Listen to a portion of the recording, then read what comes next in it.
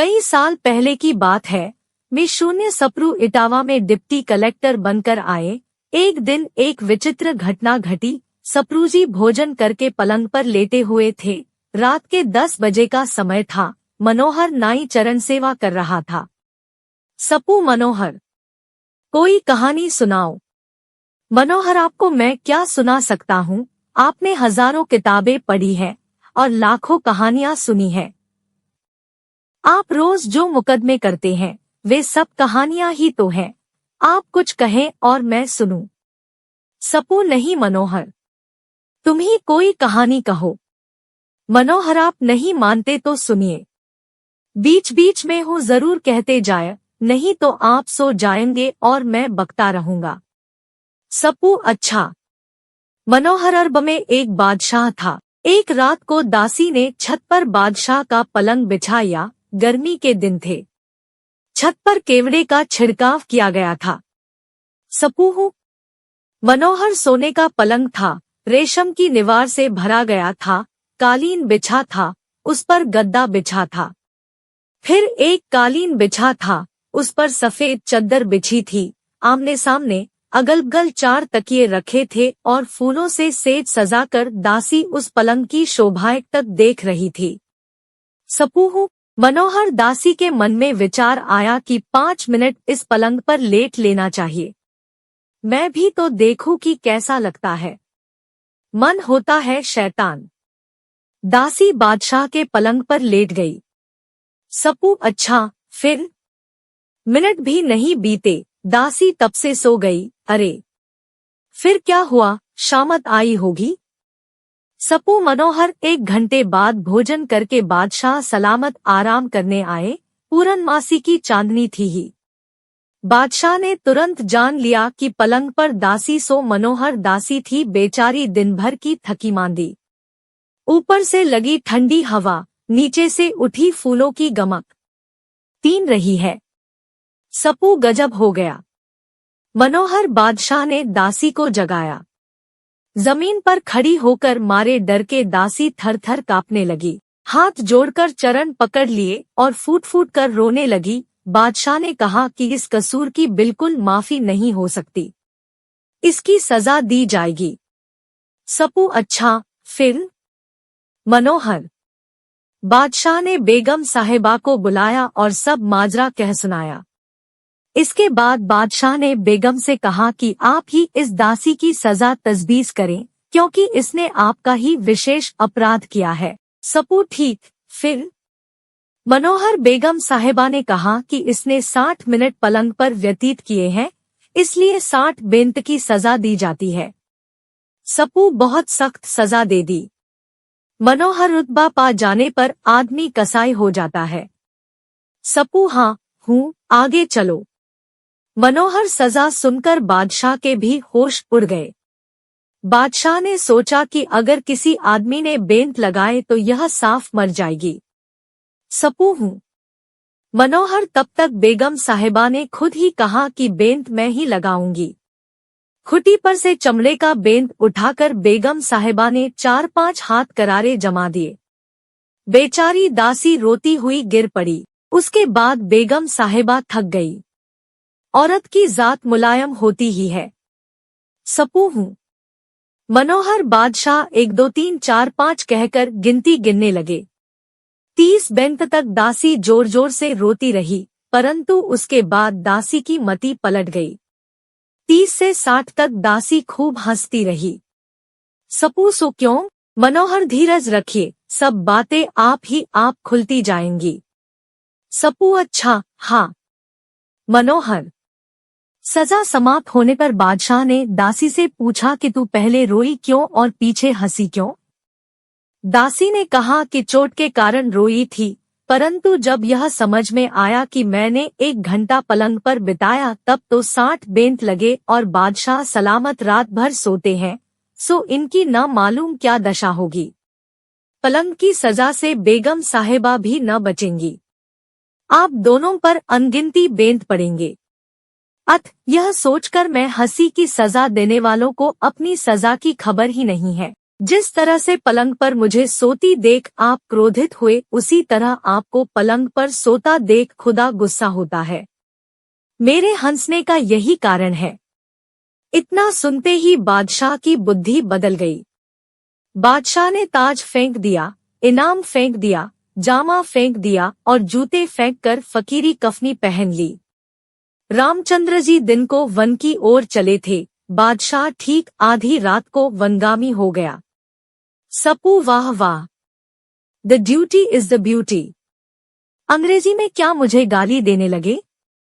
मनोहर सपू नहीं मनोहर, तुमने बहुत अच्छा किस्सा कहा, किंतु अब हमको भी इस पलंग से उतरना चाहिए। ड्यूटी इज ब्यूटी इतना कहकर वे पलंग से उतर पड़े और पृथ्वी पर कंबल बिछाकर लेट गए।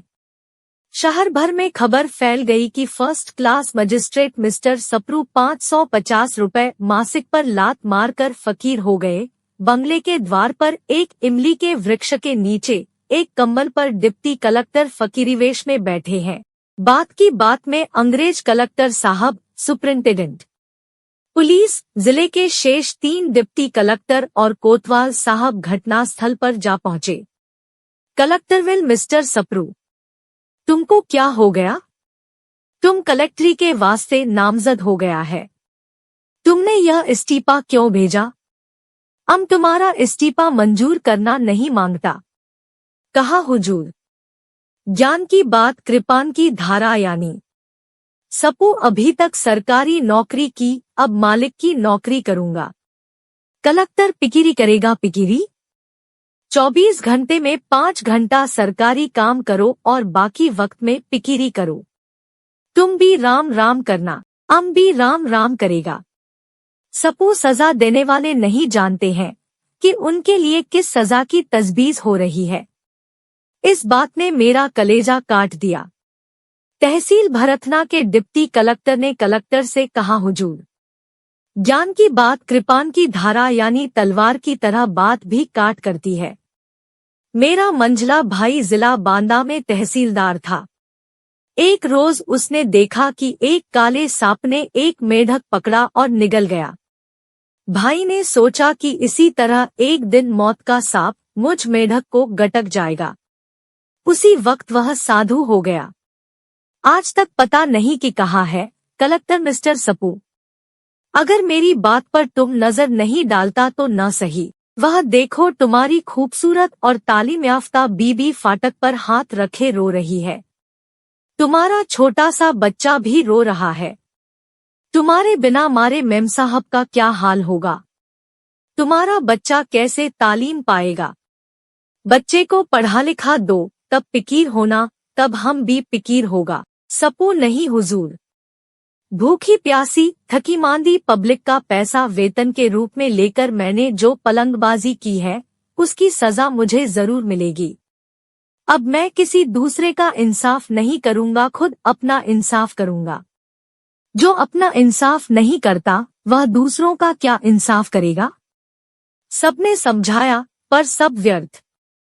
लाचार होकर कलवनर कलेक्टर साहब ने इस्तीफा ले लिया।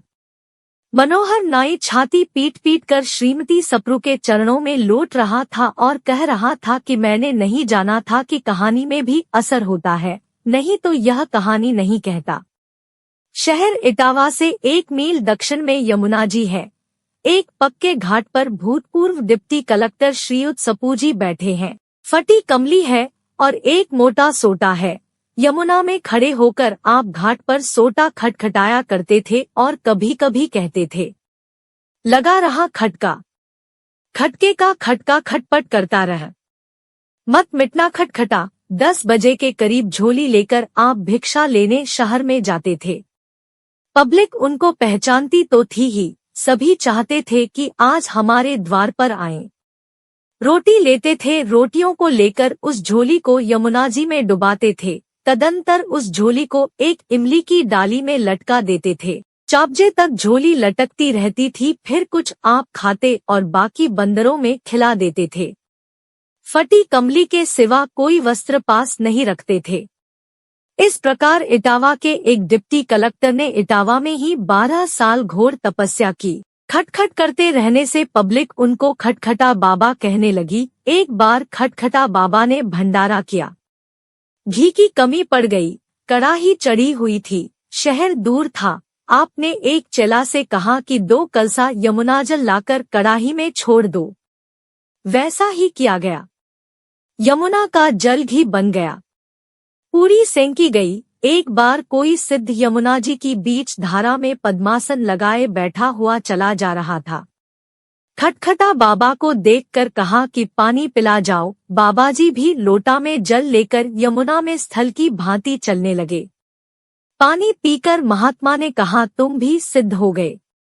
खटखटा बाबा के समाधि स्थान पर अब अनेक इमारतें बन गई है। समाधि का मंदिर और विद्यापीठ की इमारत दर्शनीय है।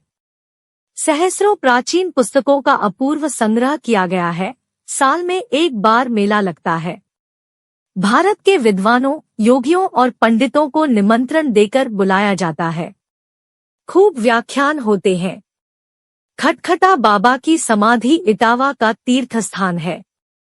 इटावा जिले का बच्चा बच्चा खटखटा बाबा के नाम से परिचित है। मुझे प्रेरित करने के लिए मेरे चैनल को लाइक और शेयर करें, और यदि आप मेरे चैनल पर नए हैं तो सब्सक्राइब करना न भूलें। धन्यवाद। राधे राधे।